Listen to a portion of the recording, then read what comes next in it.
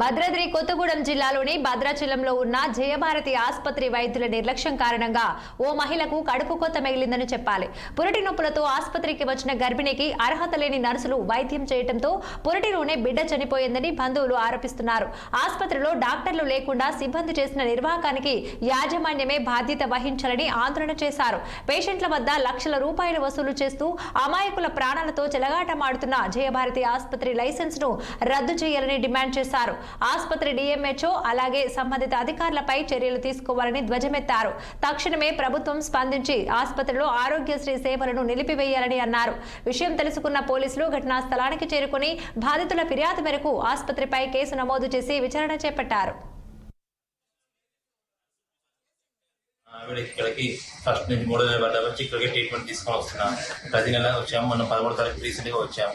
మేము తర్వాత ఇవాళ మా ఆవిడకి పెయిన్ లేస్తుందని చెప్తే మేము 2-2:30 టైంలో మా ఆవిడని తీసుకొని వచ్చాము. తీసుకొని వస్తే డాక్టర్ గారు లేరు. నర్సులు చూశారు. నర్సులు చూసి బేబీ హార్ట్ బీట్ చూశారట. మాకు ఏ ఇన్ఫర్మేషన్ ఇవ్వలేదు. ఏమన్నా ఇన్ఫర్మేషన్ ఇవ్వకుండా కూర్చోండి అని చెప్పి అన్నారు. డాక్టర్ గారు 2 అవర్స్ పడితే రావడానికి అన్నారు. సరే పే చేశాము. బ్లడ్ టెస్ట్ కూడా చేశారు. మరి బ్లడ్ టెస్ట్ చేశారు. ఇన్ఫర్మేషన్ మాకు ఏ ఇన్ఫర్మేషన్ ఇవ్వలేదు. ఏమన్నారు, డాక్టర్ గారు వస్తారు కూర్చోండి అని చెప్పేసి మాకు రూమ్ తీసుకుంటారంటే సరే రూమ్ తీసుకుంటారు. ఇక్కడ రూమ్లో కూర్చున్నాము. 4:30 ఆ టైంలో రూమ్ తీసుకున్నాము. హార్ట్ బీట్ చెక్ చేసి మేడం నర్సులు ఏమన్నారు, వచ్చి బేబీ యొక్క బీట్స్ కౌంట్ చేయండి, మూమెంట్స్ కౌంట్ చేయండి అని చెప్పారు. మేము కౌంట్ చేసాము. 4:30 నుంచి 5:30 కౌంట్ చేయమని చెప్పారు. గంట చేసాము. మళ్ళీ 5:30 నర్సు వచ్చారు.